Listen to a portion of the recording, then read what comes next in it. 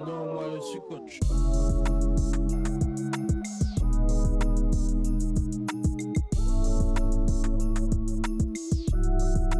Moi je suis coach. Alors, bonjour à tous, on va se retrouver pour ce 15e épisode déjà du podcast. Cette fois-ci, on va traverser l'Atlantique, on va aller au Canada avec Justin Serres. Ça va, tu vas bien? Ça va très bien et toi? Est-ce que tu peux nous dire où t'es? Actuellement à Toronto. À Toronto. Ouais. Pour ceux qui ont la version vidéo, t'as une très belle casquette, un très beau t-shirt des Raptors. Ouais. On va en parler plus tard sur ton parcours. Mais avant ça, tu peux nous raconter déjà d'où tu viens, ta jeunesse? J'ai grandi à Mont-Saint-Aignan, une petite ville à côté de Rouen, sur les hauteurs de Rouen. Donc en Normandie. J'ai grandi avec ma maman franco-algérienne, mon père est franco-camerounais. Pas vraiment une famille de basketteurs, mais c'était un club qui a connu justement Tony Parker, qui est de la génération 82 et qui a joué dans le club de Mont-Saint-Aignan. Et en fait, tout d'un coup, dans ce club-là, il y a eu un engouement pour le basket. Et mes copains sont mis au basket. Et voilà, donc j'ai grandi en Normandie.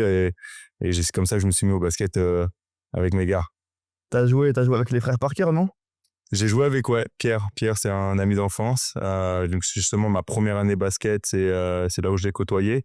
Et après, on a joué un petit peu ensemble. On a fait un peu de pôle, le pôle espoir. Je m'entraînais un peu avec eux. Et puis, jusqu'à maintenant, on est en contact. Il est d'ailleurs assistant coach en G-League au Austin Spurs. Et donc, on s'est pas mal vu cette année. C'était cool de pouvoir passer du temps ensemble. C'est vrai qu'avec la distance, c'est un peu difficile de se voir. Et donc là, on s'est vu pas mal de fois déjà cette année. Ça, d'ailleurs, j'aimerais bien l'inviter un jour dans le podcast, peut-être. Là, je te mettrai en contact. Ah, je veux bien, c'est grave sympa, merci. Mais c'est cool que du coup, tu arrives à évoluer avec lui, que vous voyez encore et tout. Ouais, tu sais, moi, je suis quelqu'un ma personnalité, je suis très loyal dans l'amitié, dans la famille, en fait. Donc, c'est vrai que on a un groupe d'amis de Mont-Saint-Aignan, de Rouen, qui est pas forcément très grand, mais qui est très solide, en fait. Et donc parmi là, il y a pour les gens connus, mais il y a Pierre, mais il y a plein d'autres gars avec nous avec qui on est. Et puis, on a des petits groupes WhatsApp et tout. Donc, on reste plus ou moins actifs, dépendamment des périodes de notre vie. Mais tu sais, on essaie de se revoir le plus souvent et on garde nouvelles, tu vois. Ah, c'est super ça. T'as dit, tes parents, ils ont des doubles nationalités. C'est différentes cultures. Ça t'a apporté quelque chose en plus? Surtout le côté de mon père, en fait, camerounais. Parce que j'étais très ancré dans la culture camerounaise, même si j'ai grandi avec ma maman, en fait. Tu sais, une fois que tu as des enfants et que t'as été marié avec quelqu'un dans la culture camerounaise, tu fais partie de la famille, en fait. Donc ma mère est restée très proche de la famille de mon papa.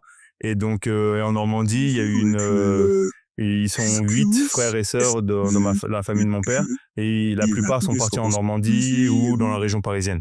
Et donc, ça fait qu'on passait beaucoup de temps ensemble. On avait beaucoup de réunions familiales. Et en fait, j'ai commencé le basket à travers mon cousin aussi. Avant même j'avais commencé un petit peu à toucher le basket avant de Mont-Saint-Aignan. C'était justement dans un camp à côté du Havre, là, près de Montivilliers. Il y avait un coach américain, Floyd, je me rappelle encore. C'est lui qui nous a fait découvrir. Incroyable, ce gars-là. Il était vraiment un super personne. Et à travers ces camps, il faisait des camps là-bas. Mais vraiment des camps à l'américaine, tu vois, genre matin jusqu'au soir, on a parti au footing, ouais, des trucs intenses de ouf. Et j'ai kiffé, tu vois, j'ai kiffé. Donc après, il y a eu l'histoire de Mont-Saint-Aignan et tout, mais ouais. Donc c'est ça, c'est la famille camerounaise très ancrée dans ma culture. Et puis bien sûr la culture française, bien sûr. T'as joué jusqu'à quel niveau? Donc j'ai joué jusqu'en espoir Pro A. Okay. Donc j'ai fait toutes les étapes. Donc j'ai commencé poussin 3 et tout. Après minime, c'est Benjamin, cadet, minime, cadet, etc. Donc j'ai joué en cadet France. Et donc après c'est Michel Véronnet, le coach du SPO Rouen à l'époque, ils étaient en Pro B. Son fils jouait avec moi quand j'étais en cadet France. Et donc, c'est là où il m'a un peu recruté. Il m'avait parlé pour venir jouer au SPO l'année d'après et tout, après mon année de cadet. Et donc, j'ai décidé d'aller jouer en espoir Pro B. Mais à l'époque, ils avaient annulé la saison d'espoir Pro B. Ils avaient décidé de faire jouer les espoirs en N3. C'était la première année où ils commençaient à faire ça. Je sais pas s'ils continuent à le faire. Et donc, on s'est retrouvés à jouer en N3. Moi, je m'entraînais avec les pros et tout. Et franchement, là, c'est à ce moment-là où, jusque-là, je prenais le basket, en fait, très compétitif, un grand compétiteur pendant les matchs et les entraînements. Mais je prenais pas le truc en mode je vais devenir pro, etc. Tu vois, je m'étais jamais mis ça dans ma tête. C'était, je kiffe le basket, je suis passionné. Après, on continuera à jouer de basket toute ma vie, mais je me suis jamais posé de questions sur jouer professionnel, etc. Et là, en m'entraînant avec les pros et en voyant ma progression, en fait, très rapide, une progression, tout d'un coup, j'étais un joueur, tu sais, que les gens regardaient, ah, il est pas mal, mais j'étais pas, tu sais, j'étais là à la porte du pôle espoir, je m'entraînais, mais j'étais pas dans le pôle, tu vois, où je faisais les teams, l'équipe de Normandie et tout, mais je jouais pas beaucoup, en fait. J'étais pas loin, mais assez loin. Mais pas assez. Voilà. Mais surtout pas, les coachs, ils pensaient que je m'en foutais un peu, j'étais un peu cool. Je jouais bien, mais tranquille, tu vois. Et là, franchement, avec Michel, de m'entraîner avec les pros, ça a tout changé. Ça a tout changé. Ah ouais? Les gars, ils m'ont mis la misère. Ah ouais, ils m'ont mis la misère. Et donc là, j'ai vraiment cru en moi. Et malheureusement, je me suis fait les croiser peu de temps après, en genre 3-4 mois après, en plein milieu de saison. Et là, ça a remis un petit coup au moral et je me suis dit, ah, vas-y, ça se trouve, c'est pas encore pour moi. Voilà, tu vois, je me suis Poser les monté ma questions, tête. quoi. Ouais, voilà, je me suis mis, ah, vas-y, c'est mort. Donc, l'année d'après, je suis revenu en jouant en Esport Pro A, mais c'était pas la même chose. J'avais pas fait une bonne réhab et tout. Et c'est là où je suis parti au Canada après ça. Mais en fait, ouais, j'ai eu une petite période de quelques mois où j'y ai cru, en fait. Justement, tu rejoins le Canada. Déjà, pourquoi tu rejoins ce pays? Parce que, en vrai, honnêtement, c'est un pays francophone. Donc, je comprends cette vision-là, mais c'est un pays lointain depuis la France. Pourquoi le Canada? Bah, en fait, voilà, c'est à cette époque-là, donc comme je t'ai dit, là, je me fais les croisés. Moi, je fais avant ça, tu vois, je suis en Esport Pro B, je me dis, attends, vas-y, je commence à faire le banc des pros, je joue et tout, j'y crois. Je me fais les croisés, je reviens, mon genou, il est pas là. Mes gars, il y a Yann Maimi, un de mes gars qui se fait drafter en NBA. Il y a mes gars Samir Megdad qui signe en pro, Martin Lepellet qui signe en pro. Je vois tous mes gars qui étaient déjà au-dessus de moi, en fait, qui étaient déjà plus forts. Ils sont tous déjà à un niveau beaucoup plus élevé. Moi, je suis blessé, j'ai du mal à revenir. Et en fait, j'avais déjà l'intention d'aller au Canada avant parce qu'il y a le frère, mon oncle, le frère de mon père, qui était prof universitaire dans une université au Canada. Et avant même si j'avais pas été signé par le SPO, je partais au Canada en fait. Ouais, c'est déjà dans les plans, du coup. J'allais faire mon high school en fait. Je voulais faire une année de high school au Canada, finir mon high school au Canada et aller faire les universitaires. Donc, il y avait toutes les démarches qui étaient faites et tout, avec mon père, qui poussait vraiment pour que j'aille faire mon truc là-bas. Et là, en fait, quand le SPO me signe, j'ai dit, vas-y, c'est mort, j'y vais pas. Et après, je me blesse, et là, j'ai dit, vas-y, c'est bon, je repars au Canada. Et donc, je suis parti vivre avec mon oncle, mais en fait, du côté anglophone. Côté anglophone, dans une école bilingue. Donc, en fait, j'ai commencé en français, en francophone, mais très vite, j'ai fait la transition avec l'anglais et tout. Et donc, voilà, en fait, je me suis lancé. C'était un peu plus facile, on va dire. Tu vois, je vais chez mon oncle, il y a mes cousins, il a 5 enfants, donc c'est une grande maison, il est bien, tu vois, il a une belle carrière. Tu sais, en Amérique du Nord, les profs et tout, ils sont bien, tu vois, financièrement et tout. Donc, je savais que j'allais pas c'était pas un bourbier, tu vois, c'était très confortable. Du coup, en rejoignant le Canada, tu as vu des différences avec la France?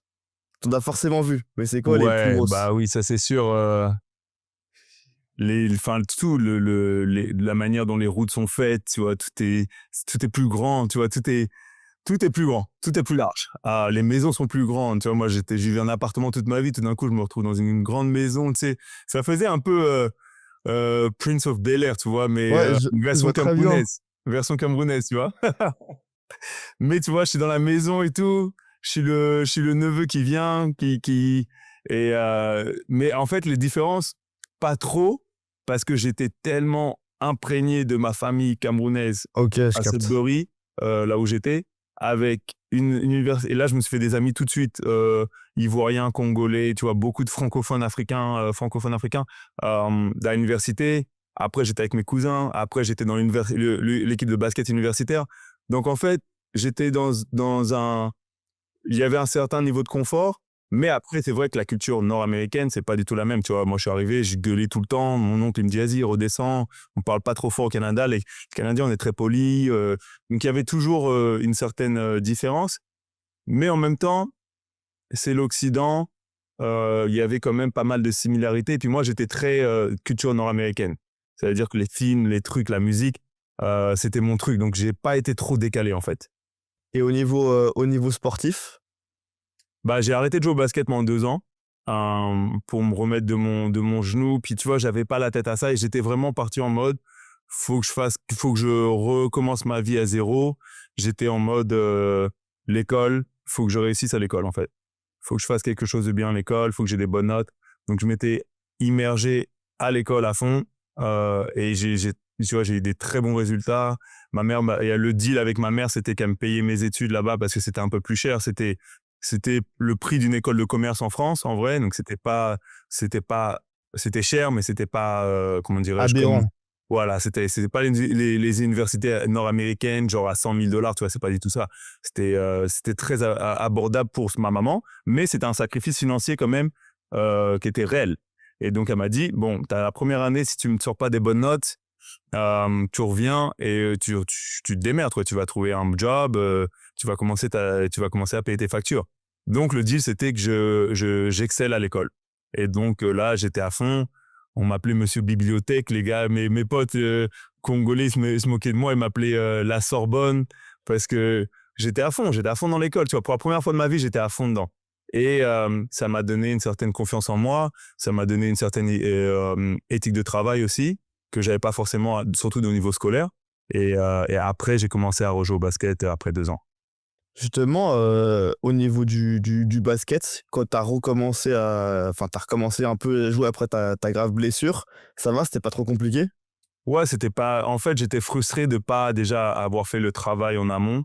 Je savais, en fait, je sais pas, il y avait un truc. Je savais que j'avais pas fait le taf physiquement, et c'est pour ça que maintenant, je reparlerai de ma philosophie de coach, mais par rapport à ça, tous mes échecs, en fait, c'est de là où devient une certaine philosophie de vie et de coach. Et donc, je savais que j'avais pas fait le taf, en fait. J'avais pas fait le taf. J'étais pas assez assidu. Et j'avais pas une bonne compréhension du corps et de vraiment l'importance du renforcement, etc. Tu vois, soit il fallait quelqu'un me guide, et en fait, j'avais pas forcément assez de ressources pour pouvoir investir dans un coach personnel, etc., physique, et en même temps, j'avais pas forcément la détermination de le faire.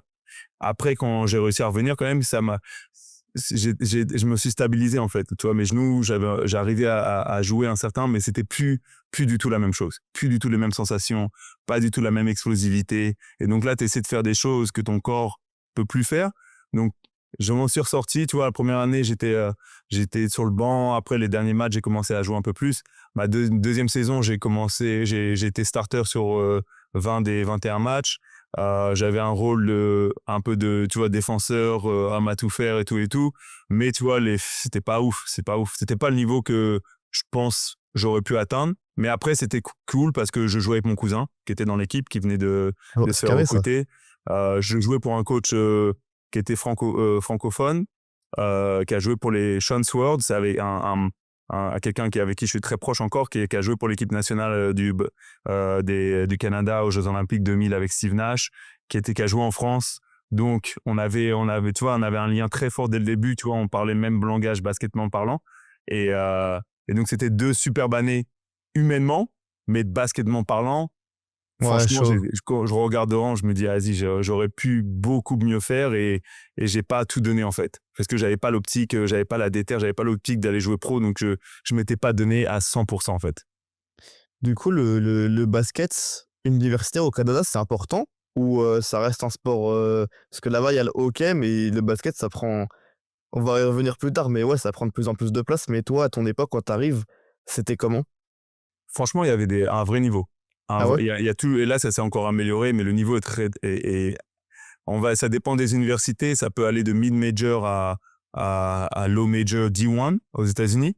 Après, on a joué beaucoup d'universités américaines. Moi, à travers mon cursus de coach, on a battu des Indiana, on a battu des Cincinnati, on a battu des TCU, tu vois, des vraies équipes. Après, on s'est fait laver par d'autres universités aussi. Mais basketball parlant, il y a un vrai niveau. C'est juste qu'au niveau physique, on est sous-dimensionné parce que nos meilleurs joueurs, ils vont aux États-Unis, bien sûr. Après, il y a des, je sais pas si tu connais un peu l'équipe nationale du Canada, mais il y a les frères Scrub qui ont joué universitaire, contre qui j'ai coaché pendant 5 ans. Il y a moi, j'ai pas mal de joueurs qui sont partis en Europe. Il y a Johnny, je sais pas si tu connais Johnny Burmasker, il était meilleur shooter, à 3 points de la Jeep Elite. C'est quoi la Betclic Elite Ouais, la maintenant? Betclic. Ouais, il a gagné concours à 3 points, Ouais. pas cette année, mais l'année d'avant. Ouais, je vois. Et c'est un de mes joueurs avec qui j'ai développé à l'Université d'Ottawa. Donc, il y a des vrais joueurs qui sortent. Après, le niveau est beaucoup, on va dire, moins fort que la NCAA. Mais Ouais, mais maintenant, c'est il y a comme. plus d'argent, il y a plus de coaching. Et donc, je pense que il y a pas mal de joueurs D1 qui arrivent pas forcément à s'en sortir, qui reviennent dans notre ligue. Ok. Donc là, on va dire que la ligue s'améliore d'année en année. Et oui, non, c'est big. Et puis, les infrastructures qu'on a là-bas au Canada, c'est incroyable. Les salles dans lesquelles tu joues et tout, c'est des vraies salles. J'ai vu des salles NCAA on n'a rien à envier à certaines salles NCAA. Ouais. Il y a les NCAA, il y a des grands budgets, tu vois, des grandes salles dans le top 50, tu vois. Ouais. Mais après, il reste encore 250 écoles, Ah, tu j'avoue. vois. Et donc, quand tu regardes les 250 autres, tu te dis, ou 120, je dis une connerie, tu vois, c'est 150. En vrai, on a des infrastructures incroyables. Moi, j'avais des vraies infrastructures et c'est ça qui fait la diff, tu vois. Tu peux t'entraîner comme un ouf et tout, donc c'est bien. Justement, toi, pour aller sur ton côté coach, c'est à quel moment tu te dis, ok, moi j'ai envie d'être coach?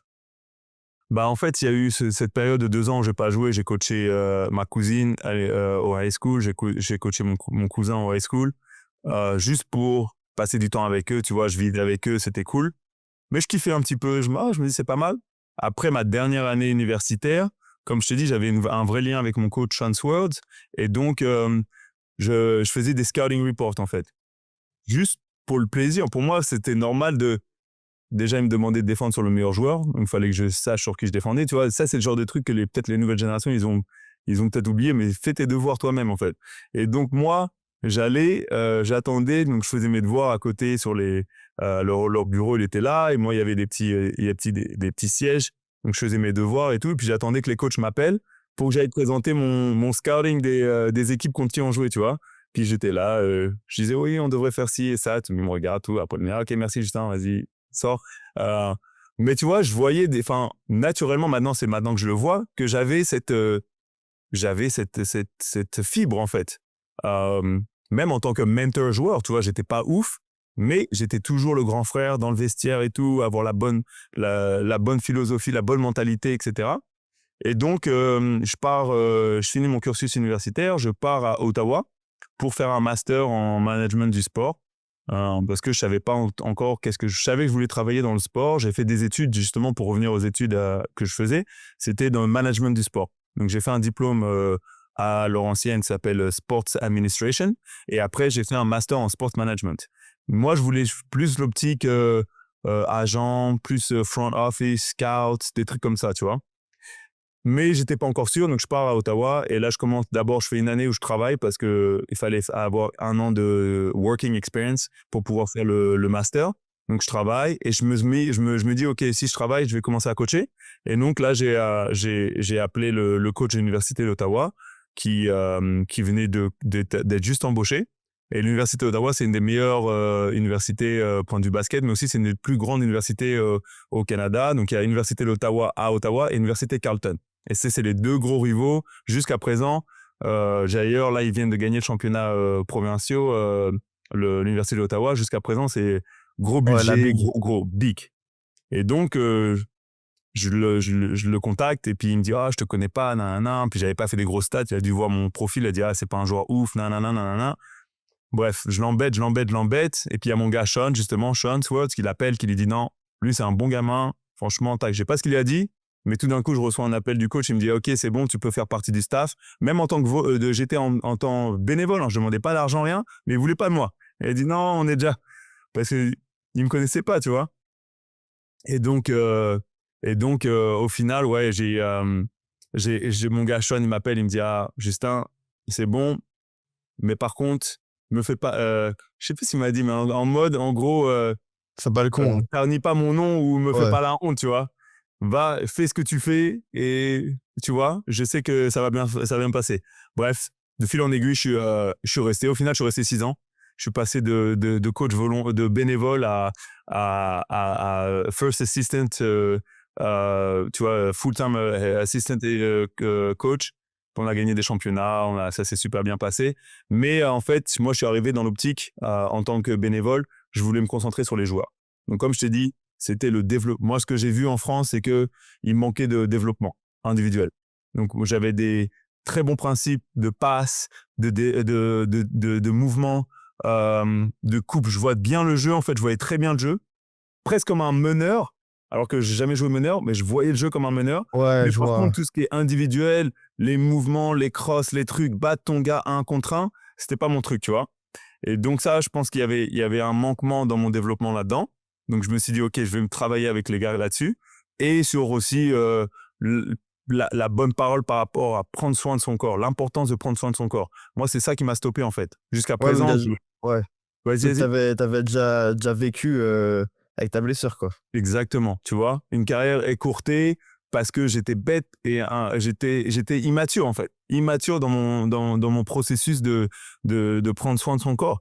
Et donc, ces deux choses-là, c'est là-dessus où je me suis à fond lancé. Je me suis lancé à fond là-dedans. Et j'étais sur le terrain avec les joueurs tout le temps, tu vois. Tout le temps. Le T'es shoot, énervé? la technique et tout. Et c'était un peu comme ça que j'ai commencé à coacher. Et ils voyaient que j'étais passionné. Donc, les joueurs, tout de suite, ils sont améliorés et tout. Et puis, moi, je me suis amélioré. En fait, on apprenait de chacun. Tu vois, lui, il m'apportait autant que je leur apportais. Justement, pour ce qui t'a apporté, toi, vu que tu démarres en tant que bénévole, qu'est-ce qui fait que t'es passé de bénévole à player development, à premier assistant? C'est quoi ton cheminement et ce Le qui a cheminement. fait? Ouais. Bah, en fait, donc je travaillais genre 50 heures par semaine. Et en même temps, ça veut dire que je travaillais Enterprise Rent a Car, un truc de voiture de location. Et donc, dès que je finissais le travail, boum, j'allais à la salle. Donc, j'arrivais à la salle peut-être à 6 heures du soir. On a un entraînement de 6 heures à 20 heures. Après, je restais, soit j'arrivais aussi parfois tôt le matin à 6 heures du matin, je repartais à 7 heures pour aller travailler. Et 7 jours sur 7, tu vois, non-stop. Euh, et donc, je pense que ça, ils ont vu en fait à quel point j'étais euh, Passionné. committed, passionné. La passion, pour moi, c'est une des choses les plus importantes. Mais avec ça, il y avait l'éthique de travail, en fait. Une certaine éthique de travail qui, à travers mon cursus scolaire, tu vois, une fois que je suis parti au Canada, j'ai dit, OK, je peux plus entendre Justin, il est cool, il est laid back, tu vois, mais il a la passion, mais il n'a pas l'éthique de travail. En fait, j'ai entendu de ma mère, j'ai entendu de mon beau-père, j'ai entendu de tout le monde, tu vois, tout le monde doutait. Je suis parti au Canada, même toute ma famille m'a dit, ah, tu vas voir, il va revenir, tac, tac, tac. Et en fait, j'avais quelque chose à prouver, en fait. J'avais un challenge à faire à moi-même. Et quand je me suis lancé, j'ai compris c'était quoi vraiment le travail. À l'école. Tu vois, plusieurs fois, j'ai dormi à l'université. J'ai vraiment dormi sur le canapé à la bibliothèque. Juste pour étudier, pas rentrer à la maison, fuck it. Allez hop, on se réveille, on va faire. Et donc ça, je l'ai pris. Après, j'ai commencé à continuer. Je l'ai pris dans le travail. Tu vois, travailler 50 heures par semaine et continuer à coacher 20 heures par semaine. J'avais une soirée off, c'était le dimanche. Dimanche soir dimanche après-midi au dimanche soir, où je faisais mes lessives et je voyais peut-être... tu vois, à l'époque, j'étais célibataire, je voyais une fille, j'essayais de voir une petite fille, une fille de temps en temps pour essayer d'avoir une girlfriend. Et puis après, ils en ont marre de moi, ils me virent, boum, je retrouve une autre. Et ils se rendent compte qu'en fait, j'avais pas de vie, tu vois, j'avais pas de vie Bah ouais, sociale. t'avais que le basket, quoi. Ah, j'avais que le basket. J'avais que le basket. Le travail, le basket.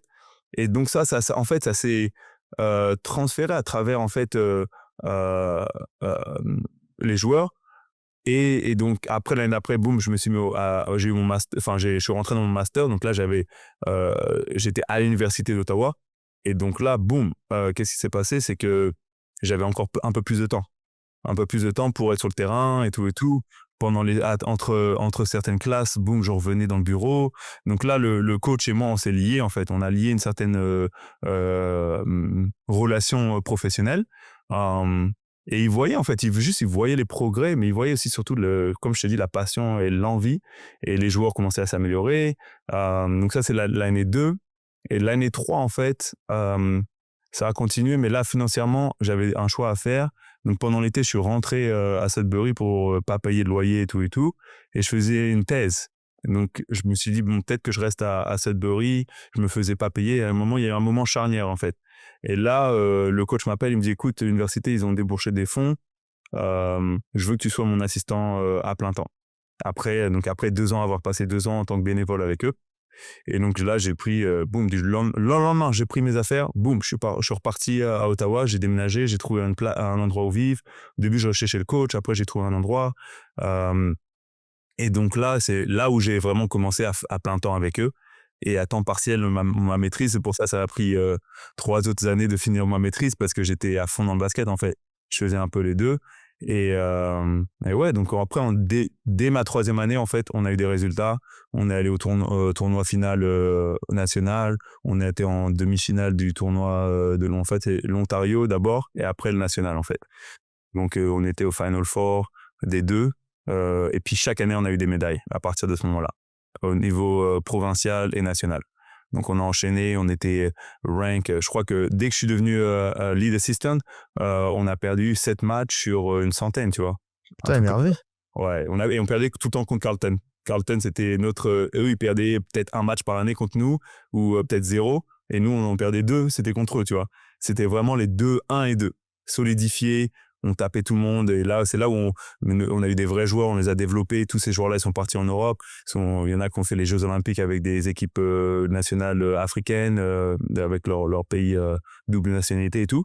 Et on a vu des vrais joueurs. On a sorti des Caleb Agada, Johnny Burmescal, des vrais joueurs, tu vois. Et Carleton, eux, ils avaient Seal Scrub, donc c'était vraiment la guerre. Putain, c'est vraiment les 2 ennemis, quoi. Et 2 ennemis. Ah ouais, non, jusqu'à présent, on peut pas, ah ouais, non, c'est la guerre. Justement, tu l'as dit, t'as remporté des titres et tout, ce qui t'a permis d'avoir d'expérience et aussi d'avoir une meilleure visibilité. Je pense que c'est ce qui t'a fait. Pourquoi on t'a approché après pour devenir là le head coach?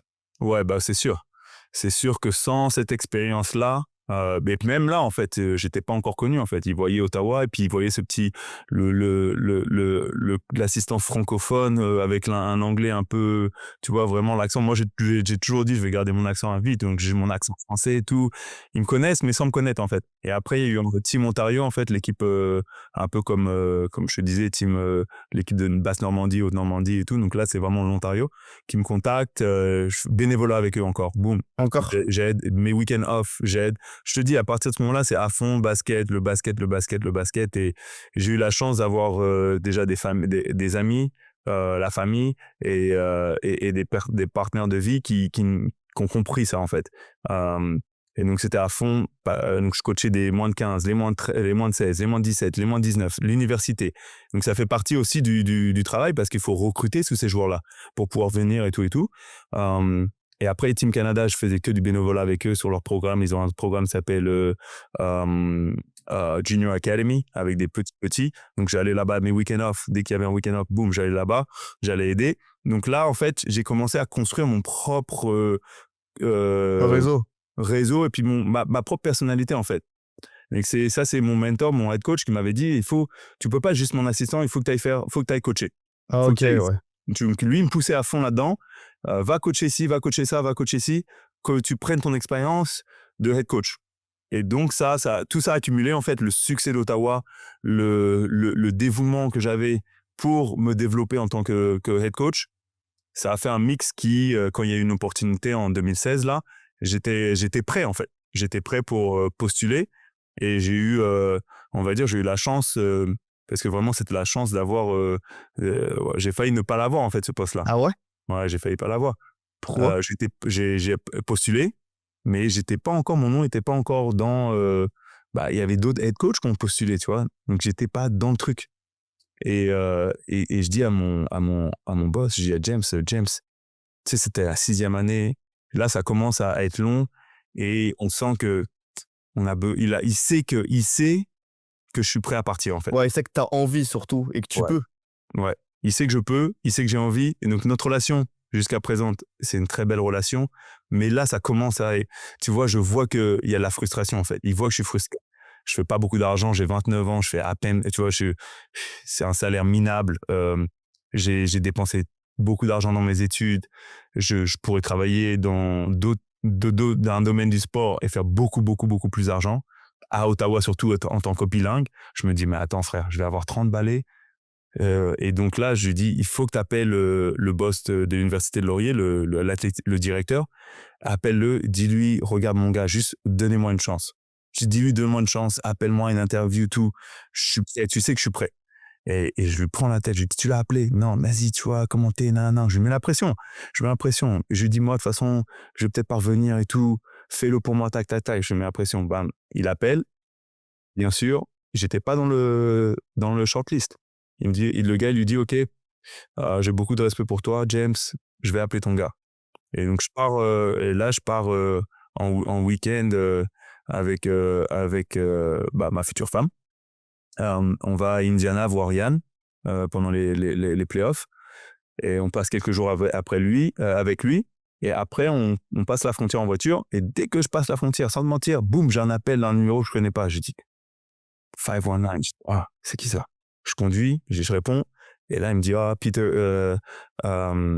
Peter Baxter, directeur de Laurier. Je dis, wow, OK. Je conduis, je peux pas... Donc, est-ce que, et tu vois comment ils sont ici. Est-ce que c'est un bon moment pour discuter? Ouais. Hein. Ou c'est maintenant ou jamais. Donc là, je dis, bah oui, mais en fait, non, mais oui. Je suis là pendant 1 heure et quelques interview, tu vois, téléphone. Ouais. Et miraculeusement, je me dis, putain, il va pas m'entendre, tu sais, c'est Bluetooth, c'est pas clean. Je me dis, il va pas m'entendre, ça va être... L'appel, il est bancal. Ah, bancal. Moi, dans ma tête, c'est bancal, mais je fais au mieux, tu vois. Ouais, je fais au ouais. mieux. Je conduis, je sais même pas où je vais. Hein. Je sais même pas où je vais. On doit retourner vers Ottawa, mais je conduis, je vais tout droit. Tu vois, je me contrôle, Ouais. le GPS, je m'en fous. Et donc, je réponds aux questions, tac. Et en fait, ça se passe bien. Ça se passe bien. Il me dit, OK, super. Le Il te pose quoi lendemain, comme question? Comment?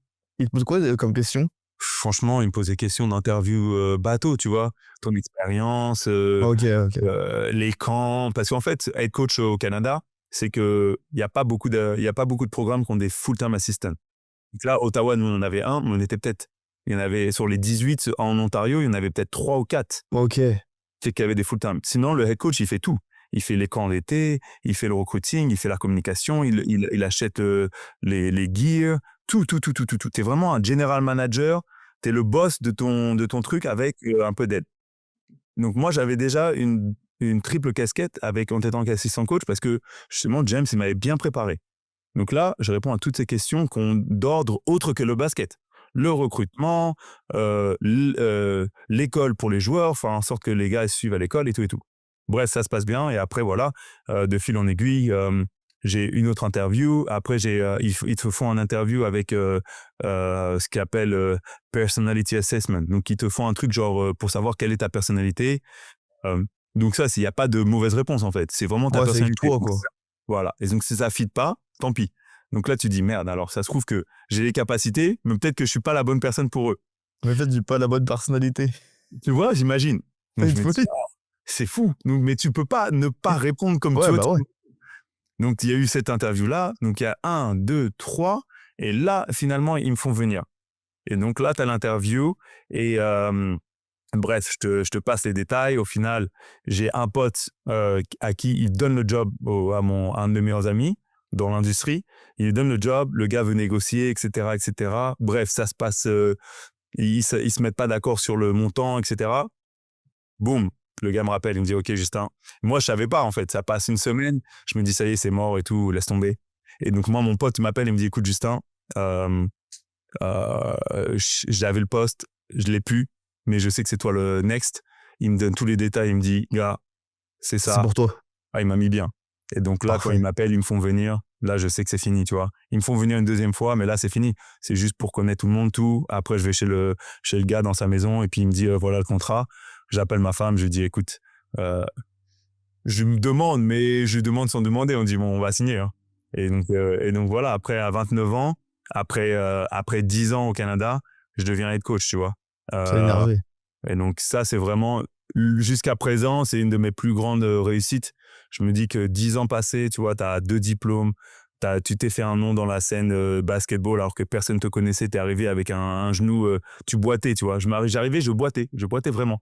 Je suis arrivé en boitant, tu vois, sans parler anglais et en disant, boum, tu deviens une coach d'une université canadienne alors qu'il n'y a que 43 postes, tu vois, sur des gens où personne ne te connaissait. T'as vraiment aucune connexion. C'est toi qui t'es fait tes connexions.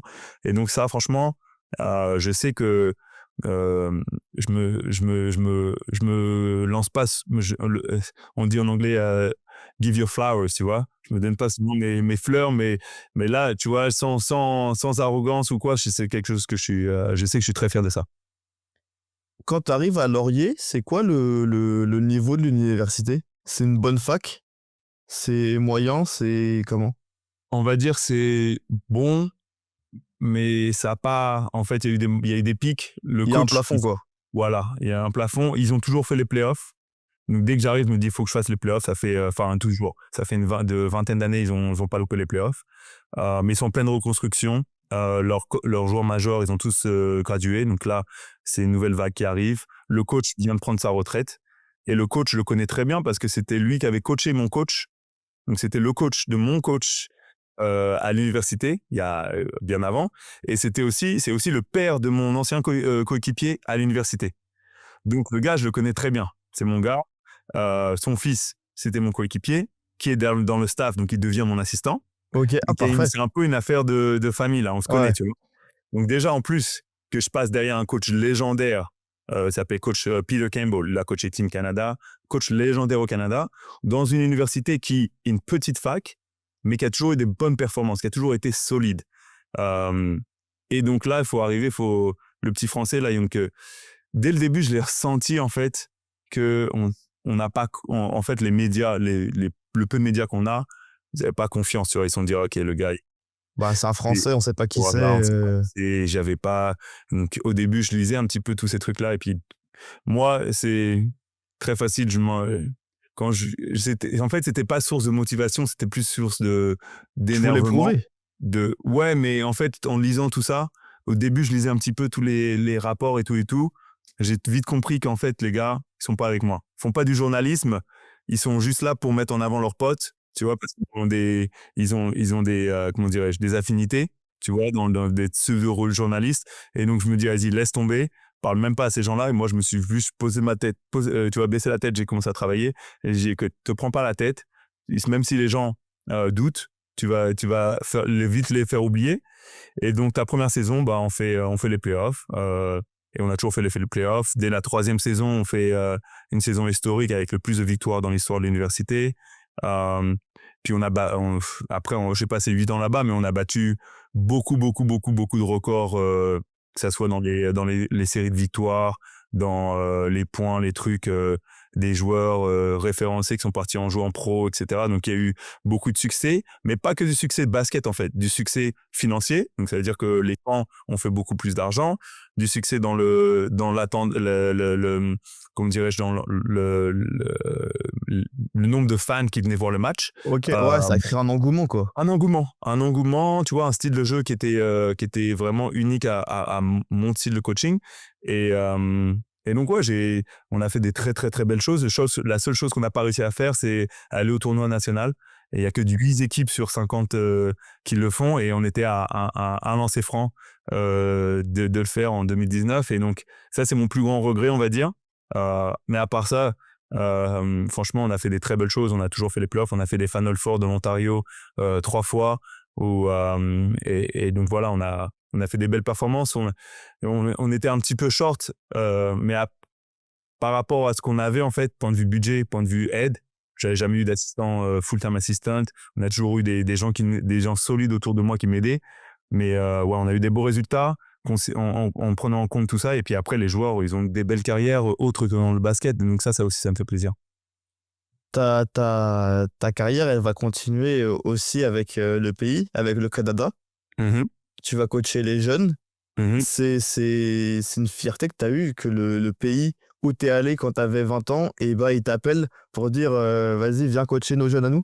Ouais, bah oui, ça c'était une autre de mes grandes fiertés, c'est que l'année où ma fille née en 2020, moi, donc elle est française canadienne, ma femme et moi on devient canadien en 2021, en mai 2021 et en juin 2021, je pars avec Team Canada pour aller faire les championnats du monde de moins 19. Avant ça, encore une fois, j'avais été bénévole sur pas mal de leurs camps et tout.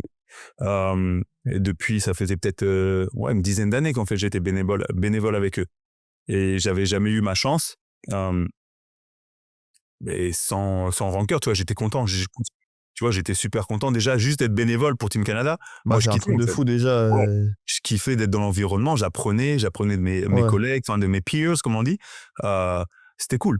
Et donc là, ils me disent, ah, vas-y, coach. J'étais aux anges. J'étais aux anges. Ces 3 étés-là, franchement, c'est des plus belles expériences. Avant ça, j'avais coaché avec Team Canada en 2019, mais c'était avec l'équipe universitaire. Donc, Ouais. c'était pas avec la fédération, c'était Ouais, c'est différent. ouais, c'était différent, mais c'était une expérience incroyable aussi. Super expérience. Mais là, avec Team Canada, on va dire la fédération, c'était la première fois. Et ouais, donc en 2021, on a fait les moins 19. Il y avait Team France avec Wemby, il y avait Team USA avec Chet. Et donc nous, on était avec Zach Edey, Ben Mathurin, etc. Et c'était super, une belle expérience. Bah justement, j'allais te demander, mais du coup, tu as eu Zakidi, Mathurin, comme tu as dit. Mhm. C'est comment de coacher ces joueurs-là? Même si c'était que des U19, pardon, c'était que des U19, pardon, Mhm. mais genre même, tu sais déjà qu'ils ont un truc en plus, quoi. Ouais, tu le sens direct. Tu le sens direct. Moi, c'était ma première expérience, encore une fois, avec des talents plus, on va dire. Et niveau universitaire, encore une fois, tu vois, tu coaches tes gars et puis ils sont bons, mais tu te rends pas compte à quel point le niveau au-dessus, il est au-dessus. Et donc tout de suite, Zach, moi j'étais coach. Donc là, dans cette équipe-là, ma première année, j'étais 3e coach. Donc plus coach défensif. Donc j'étais le coach de la défense et coach des big men. Et donc je me demande pas pourquoi. J'ai toujours aimé coacher les bigs, mais même si je suis pas un big. Mais là, j'étais avec Zach, c'était incroyable. Le gars, c'était déjà un pro en fait. C'est déjà un pro. Le gars avait une routine de 250 hooks euh, qu'il faisait religieusement en fait, chaque jour. Ah ouais. Et ça lui prenait, c'était vraiment méticuleux, on dit. Incroyable. Le gars, et puis Ben Mathurin, même chose. Donc moi, je faisais l'échauffement de Ben aussi. Même chose. Il avait une routine de shoot, une routine de ball handling. Ces gars-là avaient déjà des routines, comme s'ils étaient pros, en fait. C'est incroyable. Mais il n'y avait pas que lui, tu vois. Il y avait Caleb Houston, il y avait Omax aussi. Omax Prosper, qui est un méga avec qui je suis de cette équipe-là. C'est peut-être avec lequel je suis beaucoup plus encore en contact très régulièrement. Et donc, ouais, non, c'était une très belle expérience. Puis après, c'était pas que ça, c'est aussi voir Wemby en vrai à cette époque. Je dis, waouh, le gars, il est déjà incroyable. Il y avait Ivy, il y avait Chet. Donc, en fait, c'était une génération. J'ai fait 2 championnats du monde. Cette génération-là, elle était très Elle est impressionnante. énorme. Ouais, comparé à l'autre génération que j'ai vue qui était aussi impressionnante, il y avait Alexandre Sarr, les derniers champions du monde, c'était Sarr, Rizaché. Donc il y avait des vrais joueurs. Mais je vais pas te mentir, la 2021, c'était pas trop mal. Hein. C'était assez, point de vue taille et rapidité et technique, Ouais, c'est c'était un truc en plus. ah ouais, c'était plus. Et du coup, surtout que toi, bah, du coup, tu as pu les voir jouer. Est-ce que dans ton coaching, ça t'apporte quelque chose d'avoir pu côtoyer, ok, c'est des jeunes joueurs, mais quand même, comme tu l'as dit, ils ont ce truc en plus-là. Bah ouais, en fait, moi, ce que je dis toujours quand tu coaches, il y a des choses qui changent jamais, en fait. Tu vois, c'est juste l'attention du détail qui augmente à un certain niveau. Le détail est beaucoup plus important, mais les erreurs sur lesquelles tu vois le basket ne va pas vraiment changer. Les plays que tu vas voir vont être un peu très similaires. Les coverages vont être similaires, tu vois, le jeu drop coverage, blue, changer sur les écrans et tout. Donc tout ça, C'est juste que c'est à un niveau beaucoup plus rapide, beaucoup plus physique. Et avec ces jeunes joueurs-là, en moins de 19, c'est beaucoup plus du mental, en fait. Donc, avec par exemple, Penn, moi, je parlais beaucoup avec lui parce qu'il y avait des attentes très élevées, en fait, par rapport à lui. Il était à Arizona. Il aurait pu rentrer dans cette draft-là. Il a décidé de retourner. Il se mettait beaucoup de pression par rapport à performer, en fait, avoir des belles performances. Et au début, il a eu des matchs un peu plus compliqués. Et après, il a eu un gros match. Et donc, là, il a pris en confiance. Zach, lui, c'était plus il a une confiance et il aime la bagarre en fait. C'est le genre de big man qui adore le physique. Et donc tu vois, il y a des big men de nos jours qui aiment plus trop être dans l'impact physique. Ils sont plus des big men un peu fuyants, tu vois, enfin, écartés au large et tout. Mais lui, il adore ça, il adore l'impact. Et donc avec lui, c'était très facile en fait. C'était plus dans essayer de faire en sorte qu'on lui donne le ballon. Surtout, on lui donne le ballon parce que le gars, poste bas, il a un niveau déjà des appuis qui sont très très bons pour un big man comme ça, et puis une finition, une touche qui est très bonne. Et donc avec lui, ouais, c'était plus par rapport à ça. Puis la relation big small, tu vois, essayer de faire en sorte qu'on le trouve dans les bons de bonnes fenêtres. Et qu'aussi qu'on essaie de le trouver sur la bonne défense avec lui au point de vue pick and roll, parce que c'est vrai qu'il est plus imposant, mais peut-être Ouais, un il est peu moins big. rapide. Ouais. Donc voilà, tu vois. Et puis après, il y avait d'autres big men. Chacun avait ses forces et ses faiblesses. Mais comme je te dis, le basket reste le basket. L'importance du détail est beaucoup plus élevée. Mais après, on va dire que dans le mental, dans la conversation, on est un bon communicateur et Communicant. quelqu'un communicant, désolé, un bon communicant et quelqu'un qui comprend le côté mental du game. Je pense que ça fait une grande différence au niveau professionnel et au niveau, on va dire, élite. Toi qui est au Canada depuis très longtemps, est-ce que tu as vu une évolution dans comment le basket canadien il évolue? Et cette évolution-là, aujourd'hui, on la voit avec Shai, forcément, qui est c'est un malade mental, il est beaucoup trop fort. Toi, tu as vraiment vu une évolution là? Bah, c'est sûr que entre 2006 et maintenant, ouais. Que ça soit dans le développement à un niveau plus, on appelle ça grassroots, donc c'est vraiment les jeunes, tu vois. Le nombre d'académies qui se sont créées, le nombre de prep schools qu'on a. À l'époque, il n'y avait pas de prep school au Canada. C'est quoi Prep school, c'est l'équivalent? un peu comme, on va dire que tu arrives vers 17-18 ans, t'es un an avant d'aller à la fac, à l'université, Ok, tu en vas dans préformation. ouais, mais en fait, c'est une high school, c'est la même chose. C'est juste que c'est un centre de formation qui va te préparer dans le sport dans lequel tu es supposé être élite. Donc, mais c'est un moyen de financer ça, en fait, ça devient un business. Donc la prep school, tu dois payer. Ou tu es un joueur élite et tu es recruté et que tu as des bourses. Donc le nombre de prep school, on en avait peut-être une ou deux, et on est passé à une cinquantaine, peut-être même plus. Donc il y a une nombre de prep schools qui sont commencés. AAU, donc le AAU, c'est vraiment le summer. Donc tout ce qui est le circuit de l'été, mais les AAU team, même chose. Donc il y a une multiplication abondante de prep school et de AAU team, de personal coach aussi. Et donc on a vu un engouement énorme dans le basket, et c'est ça qui a fait que les joueurs ont réussi à se développer. Après, il y a un côté aussi financier d'ailleurs qui est un peu plus compliqué, en fait, qui est un peu plus dark, on va dire, parce que ça devient très cher, en fait. Donc pour un jeune de jouer au basket maintenant, c'est Ouais, c'est chaud. s'il a pas un niveau élevé, ça devient un peu cher pour les familles et tout. Donc il y a ça à prendre en compte, en fait. Il y a tout ça à prendre en compte. Maintenant, les gars, ils vont en prep school. À l'époque, c'était quand tu avais 17 ans. Maintenant, ils peuvent commencer même en prep school à 14 ans. Donc, tu vois, ça devient un peu... Ouais, un peu malsain, ouais. voilà, il y a un côté business qui peut être malsain dans certains cas. Mais ça n'empêche que le développement est incroyable. Et franchement, je pense que ça va faire que d'augmenter, en fait, dans chaque province. Et pour faire la transition, après, on va y aller avec les Raptors, mais le titre qui gagne en 2019, ça a vraiment fait quelque chose aussi. Ouais, peut-être il y a eu un effet multiplicateur, enfin un boost, tu vois. Mais le train était déjà en route, hein. Ouais, tu sais, comme dans Mario Kart, tu vois, tu passes, il y a l'étoile, ça donne un boost. Bah, c'est ça, c'est juste le boost. C'est le boost médiatique, le boost économique. Mais en vrai, on sait que Ouais, ok, la machine ok. était déjà lancée. Justement, la G-League, on y va maintenant. Au début de saison, on apprend que tu vas faire partie du staff des Raptors en G-League, donc les Mhm. 905. Ouais. C'est pour ceux qui savent pas, en gros, chaque équipe NBA, elle a une équipe affiliée en G-League. Comment cette opportunité, elle se fait? Bah, elle se fait pas cette année, elle commence d'il y a bien longtemps en fait dans ce qu'on appelle le networking avec bah, les coachs NBA, les GM, les présidents en fait, à travers pas mal de relations d'événements où tu rencontres pas mal de personnes. Après, moi, ma femme aussi, elle est dans l'industrie du basket.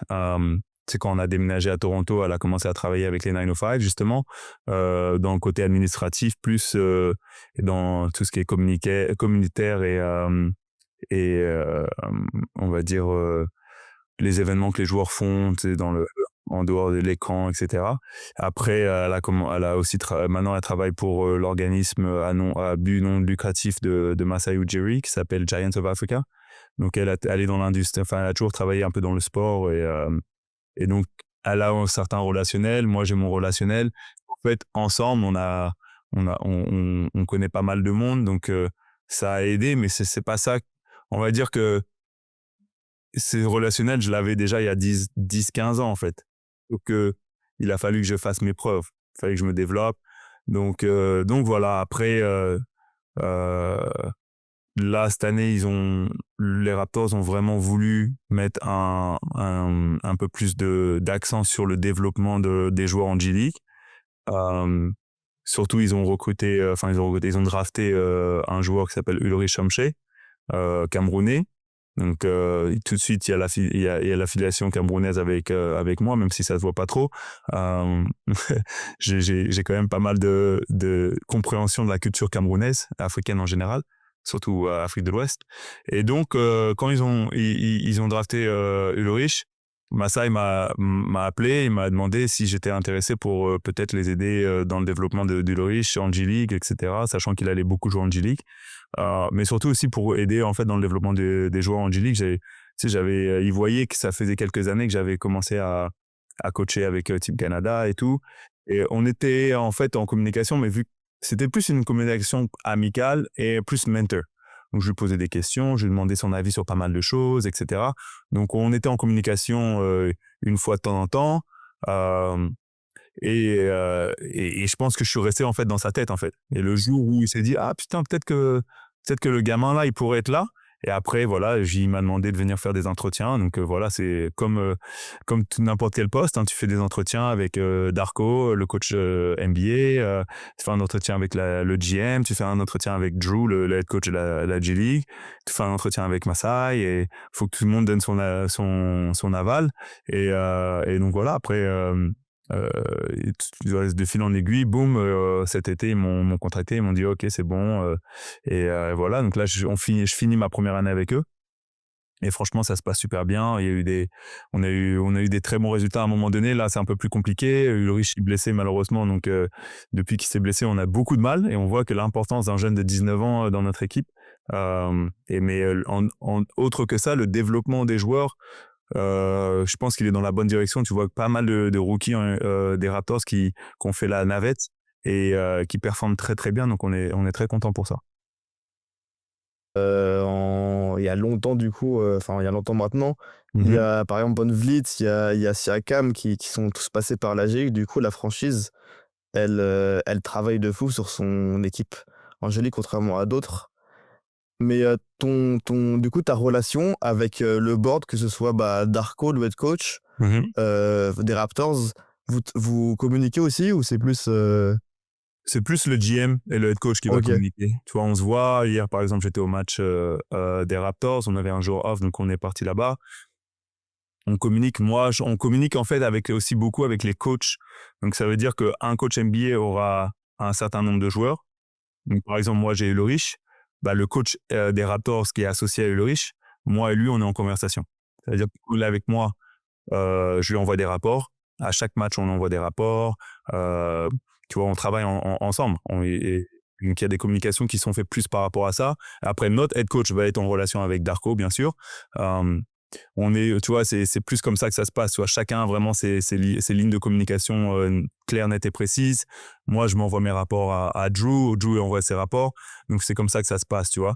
Mais c'est vrai qu'on a une Après, je connais pas toutes les équipes de G-League, mais ce que je comprends, c'est que notre relation est beaucoup plus forte que certaines autres équipes de G-League. Tu vois, il y a une communication. Déjà, on n'est pas loin. On est dans la même ville, on est à 20 minutes. On fait l'effort de vraiment communiquer constamment. C'est compliqué ou pas de coacher en G-League? Parce que t'as beaucoup de joueurs qui font la navette. C'est ça qui est assez...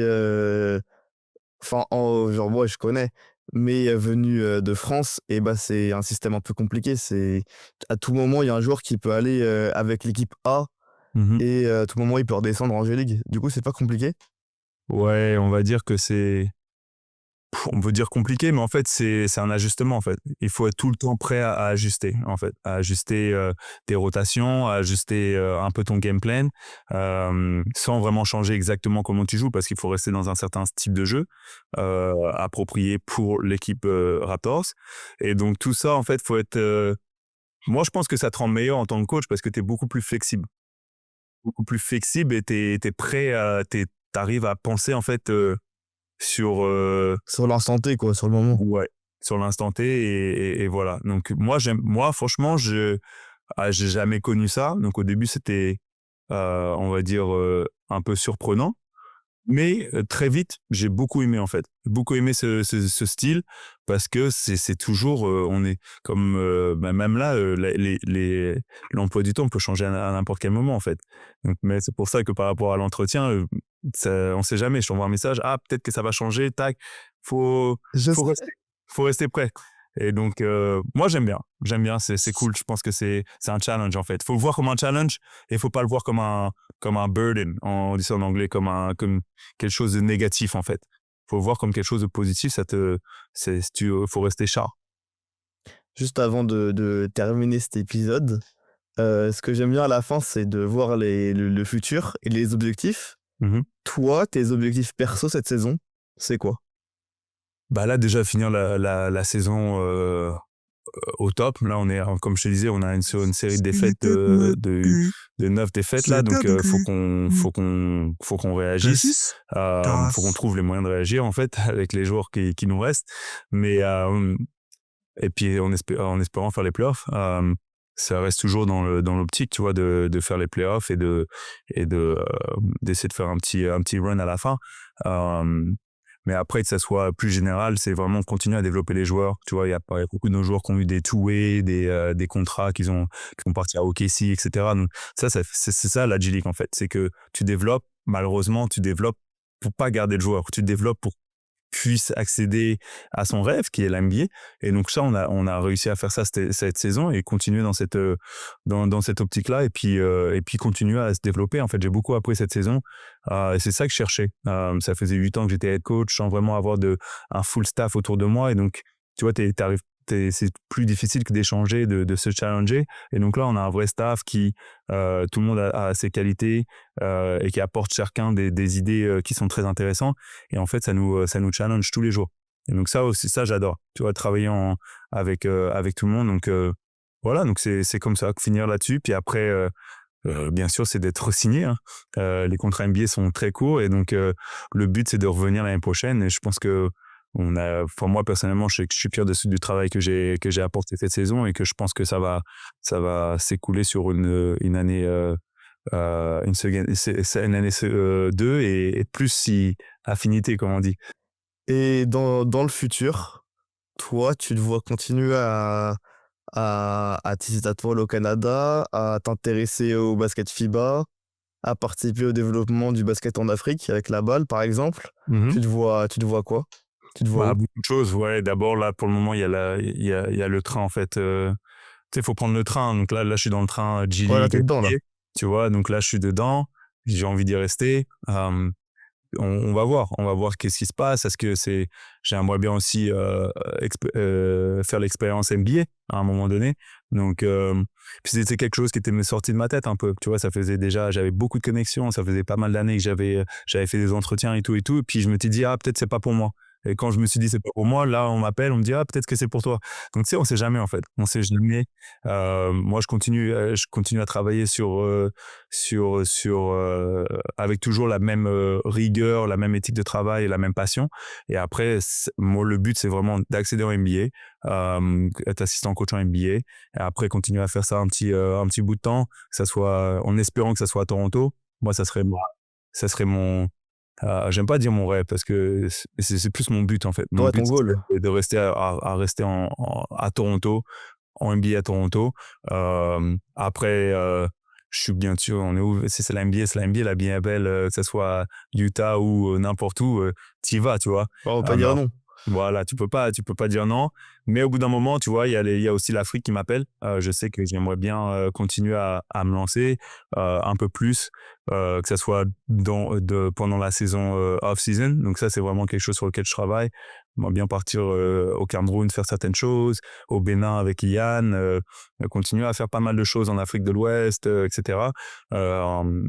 Et essayer de trop transmettre plus par rapport au coach aussi. Essayer de transmettre au coach là-bas. Et donc ça, j'essaie de mettre ça en place depuis 2 ans.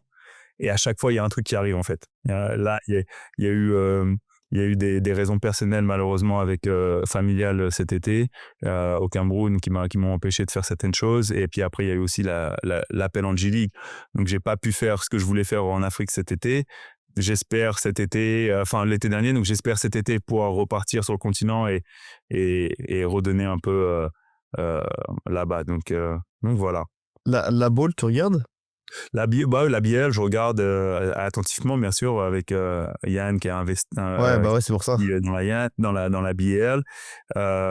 Oui, donc je regarde et puis là justement j'ai un ancien joueur qui a signé à la Libya pour la saison. J'ai un de mes anciens joueurs qui joue pour APR, l'équipe du Rwanda, et qui joue pour l'équipe nationale. Donc j'ai pas mal d'affinités déjà avec la BL de ce côté-là en fait. Ouais. Donc je regarde de mon mieux et je suis à fond quand mes joueurs et quand mes anciens joueurs jouent, je suis à fond. Non, c'est cool, tu vois. Et puis franchement, il y a un truc à faire. Il y a un truc à faire. J'espère qu'ils vont trouver le moyen de trouver leur bon business plan, leur business model en fait, pour pouvoir commencer à générer de l'argent en fait, générer de l'argent et puis que ça soit quelque chose qui puisse s'étendre plus autre que le basket, tu vois, que ça soit une industrie sportive qui grandisse sur le continent. Et donc voilà, on leur souhaite tout le bonheur. Bah moi aussi, je te souhaite le meilleur et je vais te remercier. Merci. Attends, juste avant de finir, Dis-moi. j'ai beaucoup parlé, j'ai pas vraiment parlé de philosophie de basket et philosophie on va dire de vie. Et donc ça, c'est quelque chose qui me tient à cœur. Donc en fait, à travers toute cette expérience que je viens de décrire, en fait, pendant le Covid, il y a eu un moment donné où vraiment il n'y a pas eu de saison. Donc j'ai pris un peu plus de recul c'est ma première année où j'ai pas eu fait de basket depuis 96. Donc c'était vraiment incroyable pour moi de me dire que j'avais pas coaché ou j'avais pas joué et c'était la seule année. Donc là, j'ai passé pas mal de temps à lire et à faire un peu de self-reflection. En même temps, il y a eu ma fille. Et donc je lisais un livre de coach Wooden, le coach de UCLA, qui a coaché Karim Abdul-Jabbar, etc. Et donc lui, il avait parlé d'un truc il y a beaucoup de choses sur lesquelles il parlait. Et donc, il y en a un, il utilisait toujours 3 H. Donc ça s'appelle Stay Healthy, Stay Hungry, Stay Humble. Et donc ça, c'est quelque chose qui m'a beaucoup parlé. Et donc l'année d'après, en fait, j'ai commencé à penser dessus. Je me suis dit, écoute, j'aimerais bien avoir des piliers de vie sur lesquels je coach et sur lesquels en fait, je vis et je me guide là-dessus chaque jour. Et en fait, j'ai rajouté mon petit H et au lieu de dire stay, j'ai rajouté le be. Parce que be, c'est une action d'être. Et stay, c'est comme une action d'essayer de rester, en fait. Alors que pour moi, le be, C'est devenir. vraiment, c'est devenir, c'est être, en fait. Et donc, j'ai J'ai commencé un petit truc, on va dire que c'est on va dire, c'est ma marque ou c'est ma philosophie de vie. Ça s'appelle 4H, 4H Mindset, et c'est Be Happy, Be Healthy, Be Hungry, Be Humble. Et c'est vraiment 4 piliers sur lesquels je travaille chaque jour. J'essaie d'avoir des buts dans chacun de ces H. Pour moi, j'ai rajouté Happy parce que ça me décrit en fait. C'est très important d'avoir la banane et d'être d'être heureux. d'être heureux en fait. C'est trop important on peut pas être tous les jours misérable et d'énergie négative en fait. Faut retranscrire, faut donner de l'énergie positive aux gens. Et donc ces 4 piliers sur lesquels en fait, j'essaie de trop transmettre ça à certaines autres personnes. Donc, j'ai commencé à faire des petits comment ça s'appelle, des keynote speaking. Trop bien. Je vais essayer de commencer des petits workshops avec des groupes, que ce soit des équipes ou des employés, etc. Et mais autre que ça. C'est vraiment une philosophie de vie que j'essaie de partager avec le plus de monde possible, parce que pour moi, c'est vraiment ça revient aussi dans le basket en fait. Pour moi, tu peux pas jouer au basket si quand je coach un joueur, j'essaie de lui retransmettre ces quatre H. C'est-à-dire que si je te coach en individuel ou que ce soit en équipe, je veux que mon équipe elle soit heureuse en fait, qu'elle soit heureuse de pouvoir jouer ce jeu qui nous fait tant plaisir en fait. Donc faut que ça soit retranscrit dans l'entraînement. Faut qu'il y ait des exercices qui donnent cette envie des petits jeux en fait. Tu sais, quand tu as commencé le basket petit, tu fais plein de petits jeux ludiques. Ouais. Et ça on oublie. Moi j'ai oublié ça pas mal. Non, ouais, je vois très bien. Ouais. Qu'est-ce que je veux dire? Donc ça, après, Be Healthy, c'est vraiment que ça soit avant l'entraînement, que ça soit des prehab, des exercices d'être sûr que on travaille les chevilles, les glutes, les tout et tout. Et après l'entraînement, nous vraiment mettre un entraînement en place où il y a le Be Happy. Est-ce qu'il y a un petit jeu, un petit truc où on va avoir la banane, la musique ou quoi que ce soit? Be Healthy, est-ce que dans ton entraînement, tu as quelque chose où tu vas vraiment te concentrer sur la santé de tes joueurs? Le Be Hungry, c'est vraiment des drills qui sont compétitifs et qui te donnent l'envie de te surpasser. Et Be Humble, c'est toujours la réflexion après l'entraînement en fait, sur lequel où on peut déjà redescendre, que ce soit par la méditation, la respiration, etc. Et aussi redescendre sur le fait que ça reste qu'un jeu de basket. Les victoires, les défaites, il faut les prendre avec philosophie et il faut les prendre dans le grand spectrum une vue globale du monde en fait. Et quand je coach, ça fait depuis 2021 où j'ai vraiment petit à petit pris cette philosophie de coaching, que j'ai pris cette philosophie de vie et que j'ai instauré dans mon coaching. Chaque entraînement que j'essaie de faire en tant que head coach et même assistant, j'essaie d'avoir cette philosophie en tête et que ça soit retranscrit, que ça soit dans les matchs ou dans les entraînements. Et en tant qu'assistant, j'essaie aussi d'avoir cette philosophie sans vraiment imposer, parce que bien sûr, ça reste l'équipe de Drew, mais j'essaie d'avoir cette philosophie et de la faire ressentir par tout le monde, en fait. Et donc c'était important pour moi d'expliquer ça, parce que c'est quelque chose qui est très important dans ma vie et dans ma vie de coach et d'homme.